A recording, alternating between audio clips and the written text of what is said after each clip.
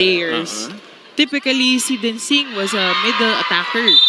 Pero, I mean, during in-game, while Densing takes the role of a utility. An ace for Micah Go. Another need to work for them here. Sangge Poyos going for her first attack. Then Of attacks. So, yung game plan siguro nitong Binild is to do more net defense. Para makabuelo din sila because if they... we're all deadlocked. 6. An ace naman para sa UST.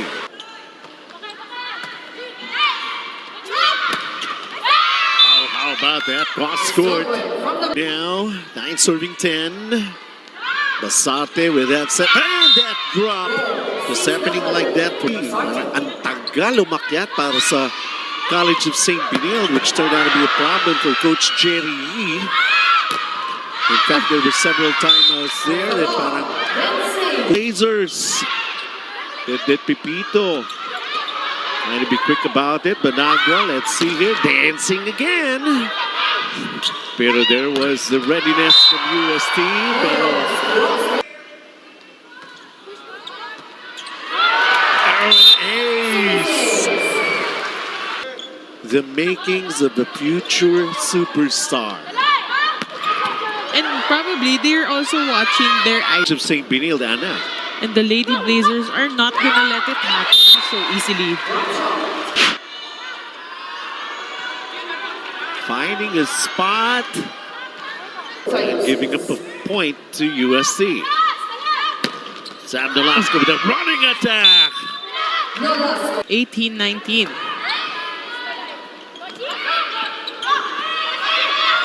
Almost broken play right there. Angge Poyos got blocked. It's a drop. All over for Binild. Combination right there. Like, it's very advanced for them to pull off a play like that. Poyos gets denied. She'll try again. Denied again. Ball still up. Good pancake save by UST. Let's see how this one goes. Whatever it is that you can hold on to. Micah Go with a good service. UST. Angge Poyos dug up by Binild. And UST.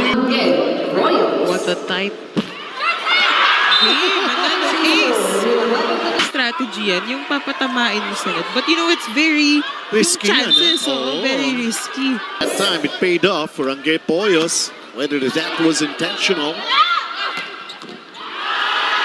But the Pipito with a dig. Altea had the right idea. Pero eto nga, St. Binild grab block of the...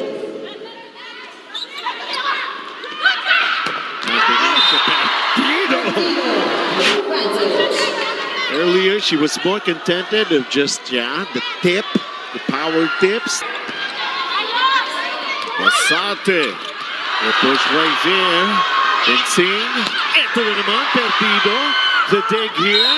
People are very excited. So sila agad ang nauna. They won earlier, a sweep basically, the short series, and another. We're ready. We're waiting. And are you ready for us? Yun naman ang tanong nila. Sino naman makakasurvive naman dito? Those attacks. Eto na naman siya. This is what I'm talking about. This time, Micah Go goes cross court. Eventually, she picked up, maybe it was the injury that she had that medyo in doubt or she's also holding herself back. But now we're seeing her unleash more of what we need. Kailangan. She's gotta be able to back up. Ito sa Stoke set. Itong St. Binild. Stoke.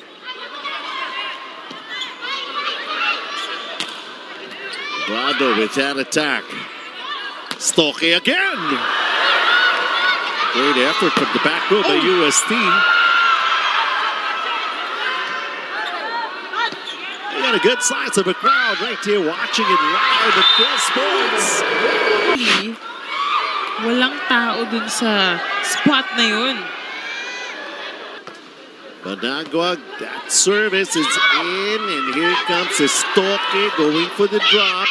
Turn of UST naman right now. For Coach Cherry, na ang feeling niya, naiilang pa itong kanyang mga players because yung noise being created by UST. Wow!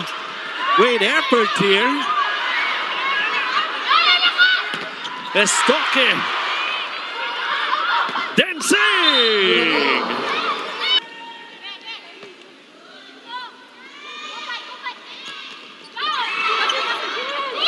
Osis. Nolasco. Hoyos. Estoque! Ka talaga. Bali with a set. Exactly content with just the push, the drop. Jiangnan attack of the set. Hotpot ba? Attack na sa Jiangnan. Kailangan kanilang mahalin. Hindi naman walang choice. Kau naman talaga. Sa amin, walang choice eh. Love is love. Yeah. Anyways. CSB o Benilde. Oh. Kita kasi nung audience. Ayan, ano? Ilalagay pa dyan the number of challenges, the number of timeouts per set. Sabi ko nga, detalyado kayo pag Cantigo Sports. How about this rally?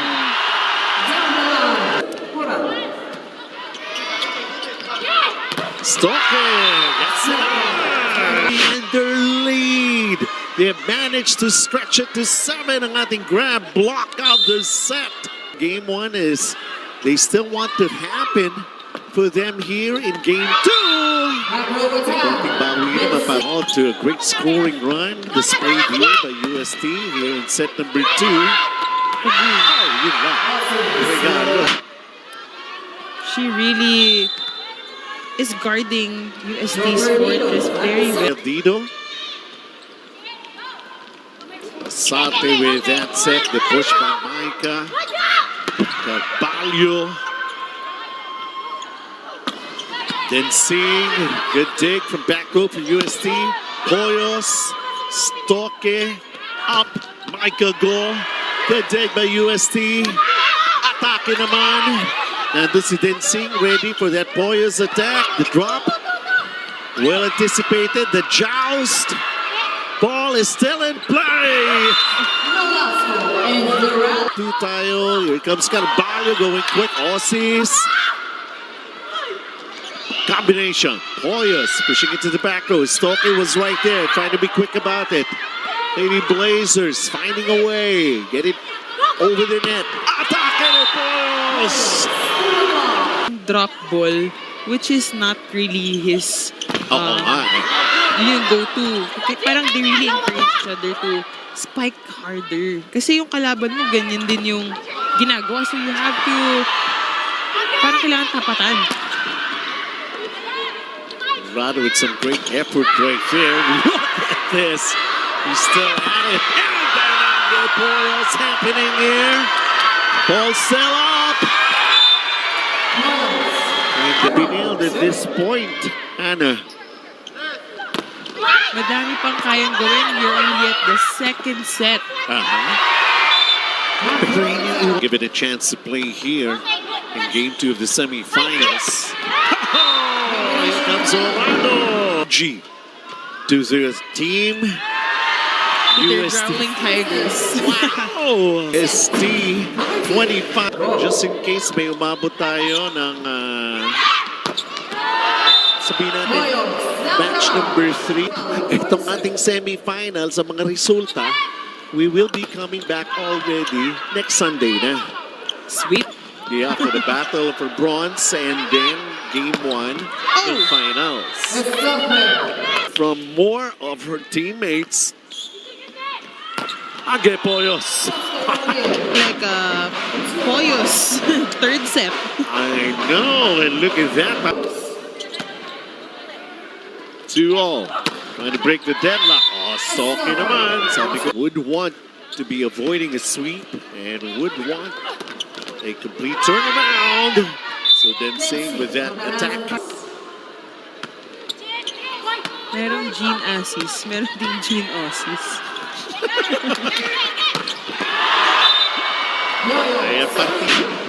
Ayan, she has done her homework. And they're Abot- both medals. Abot na tayo ngayon dito sa ating baga, di ba? Sports, second lang yon. But given a chance, why not? However you want to be able to excel as long as you have a good time. And usually at this point, most... Oh, 1-2. Very snap. Sam. Dead para sa UST. Cross court, Torado. For sure, her next attack would give the blockers. UST up also by 2 sets. And the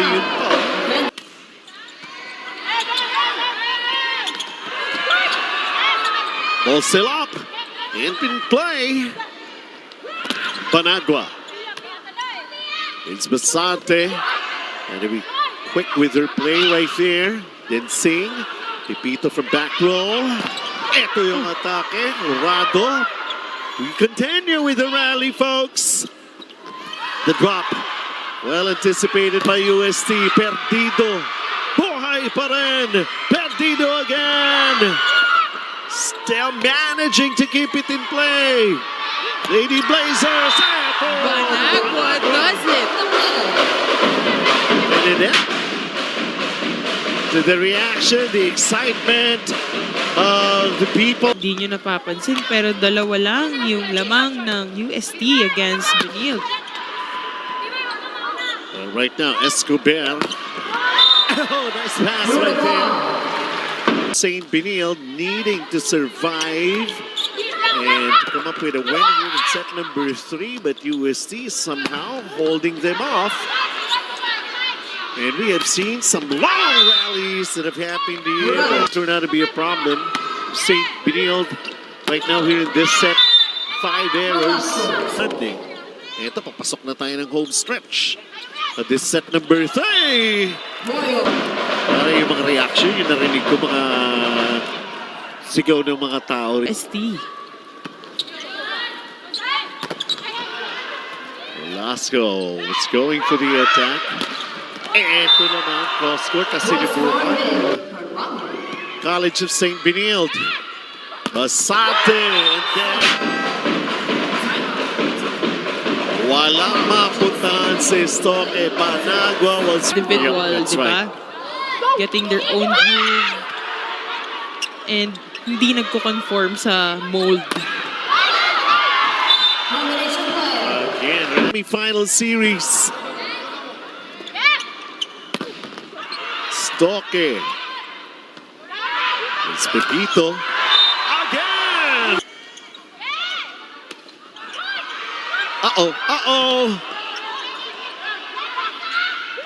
Oh! Ang Benilde. Again, Paulos. And how do you like this? Straight sets. Back in game 1. Managing to do a repeat.